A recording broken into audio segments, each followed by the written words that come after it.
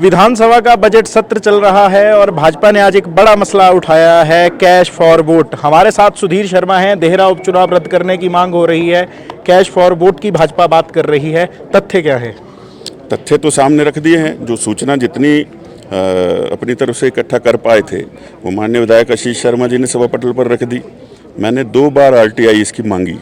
एक बार कांगड़ा बैंक ने कहा कि आरटीआई गुम हो गई, दूसरी बार फिर डाली, अभी तक सूचना नहीं दी गई, क्योंकि खुद जानते हैं कि बैंक का पैसा उनकी मुख्य ब्रांच जो धर्मशाला में है वहाँ से महिला मंडलों को डाला गया। वोट से 5 दिन पहले डलना हुआ, वोटिंग वाले दिन भी डलता रहा, तो सीधे सीधे कैश फॉर वोट है। कोई योजना नहीं, कोई नीति नहीं, और किसी महिला मंडल को कहीं दिया नहीं है। और बैंक खुद एनपीए है, तो घाटे में चल रहा बैंक, उसका पैसा इस तरह से दे देना, ये तो सीधे सीधे इसमें सरकार की जो है वो भूमिका उस समय रही ताकि देहरा का उपचुनाव प्रभावित हो। और इसलिए मांग कर रहे हैं रद्द करने की, क्योंकि एक तरह से ये ब्राइब है, पैसा दिया गया है प्रभावित करने को, चुनाव के नतीजों को, और मुख्यमंत्री जी की धर्मपत्नी ने वो चुनाव लड़ा है। तो इसलिए इसकी तो जो भी सच्चाई है वो जनता के सामने रखना विपक्ष का पूरा अधिकार है, और सरकार करे चाहे ना करे, क्योंकि ये तो छुपाने का प्रयास करेंगे। अन्य माध्यम हैं जो कानूनी कार्रवाई होगी, उसको वहाँ के जो उम्मीदवार रहे भारतीय जनता पार्टी के वो भी उठाएंगे, और पार्टी के नाते जो नेतृत्व निर्णय लेगा वैसे आगे की प्रक्रिया चलेगी। क्या ये लेकर चलें कि इसमें केंद्रीय जांच एजेंसियां इन्वॉल्व होंगी? क्योंकि मुख्यमंत्री भी उपचुनावों के दौरान आपको सरगना कहते थे, कुछ दिन पहले भी आप अमित शाह से मिले और आज इतना बड़ा सवाल उठ गया। हालांकि जानकारी इसकी पूरी मिली नहीं। एक वरुण बेवरेज का मसला आपने उपचुनाव के दौरान भी उठाया था, जब मुख्यमंत्री ने आपके ऊपर व्यक्तिगत रूप से आरोप लगाए थे। आपने उस दौरान भी कहा था कि किसी कंपनी का जीएसटी माफ हुआ है, कल उसकी जानकारी में भी नहीं लिख दिया गया। आपको क्या लगता है ऐसा क्यों हो रहा है?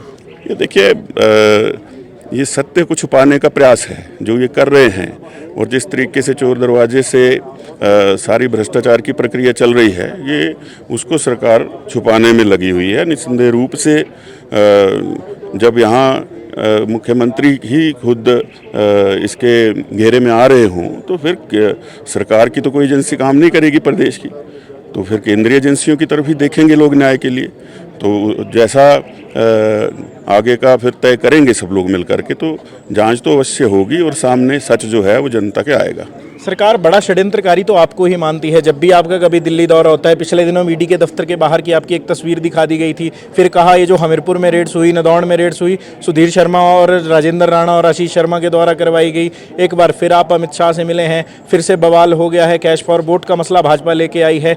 कहीं ऐसा तो नहीं है कि फिर से इन बातों के मतलब यही निकाले जाएं कि सुधीर शर्मा दिल्ली जाते हैं, बाद में रेड करवाने का काम करते हैं? नहीं, सुधीर शर्मा क्यों रेड करेगा? सुधीर शर्मा के पास कोई ऐसा विशेषाधिकार नहीं है, लेकिन जहां भ्रष्टाचार होगा तो उसकी बात को तो उठाना है।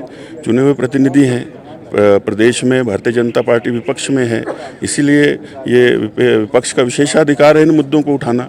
जहां पर ऐसी चीज़ हो रही होगी उन्हीं मुद्दों को उठाएंगे, और वो मुद्दे जो हैं वो सारे वर्तमान सरकार की जो कार्यप्रणाली रही है उस वजह से हुए हैं। कोई सुधीर शर्मा ने थोड़ी क्रिएट किए हैं। मैं कोई मंत्री थोड़ी हूँ या कोई विशेष अधिकारी थोड़ी हूँ सरकार में, मैं तो विपक्ष का विधायक हूँ। तो ये सिर्फ बातों को भटकाने के लिए कि लोगों का ध्यान उस तरफ जाए ही ना, ये कह देना कि यही कर रहे हैं, यही सब कुछ करते रहते हैं, ऐसा नहीं है। ये तो बहुत संगीन मामला है। इस तरह से वो बैंक जो घाटे में हो, उसके पैसे चुनाव से 5 दिन पहले और चुनाव वाले दिन भी इस तरह से डालना, इसी को तो कैश फॉर वोट कहते हैं, और इसमें सदस्यता जाती है। आप सरगना से चैंपियन बन गए हैं, क्या कहेंगे? अब ये तो नया नया नामकरण मुख्यमंत्री महोदय करते रहते हैं, और उन्होंने कहा कि ये तो खिलाड़ी लोग सब वहाँ चले गए हैं, दूसरों को खेलने नहीं दे रहे। ऐसा होता नहीं भारतीय जनता पार्टी के अंदर, और जो पार्टी है वो जो भी निर्णय करती है उसके अनुरूप ही सब कार्य करते हैं। ऐसा नहीं है कि कोई जाके डिक्टेट करेगा। हमारे साथ धर्मशाला के विधायक सुधीर शर्मा थे। सुधीर शर्मा ने 2 टूक शब्दों में कहा है कि जांच के लिए एजेंसियां और भी बहुत सारी हैं और निश्चित तौर पे कार्रवाई होगी, और इसमें चुनाव रद्द होने की भी संभावना रहती है। संवाद भारत में अभी के लिए बस इतना ही। नमस्कार।